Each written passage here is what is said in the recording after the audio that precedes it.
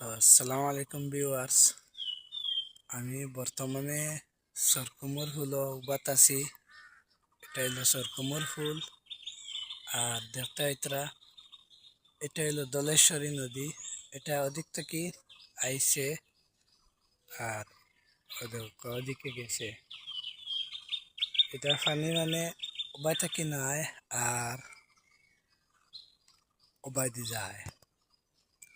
তো গাঙ্গো পানি এখন ভরপুর পানি বাড়িছে গাঙ্গো।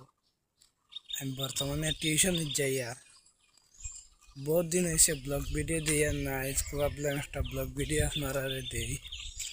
আমি বর্তমানে টিউশনে যাই আর সকাল 7:30 বাজে আর বর্তমানে আমি টিউশনে যাই আর একবারে।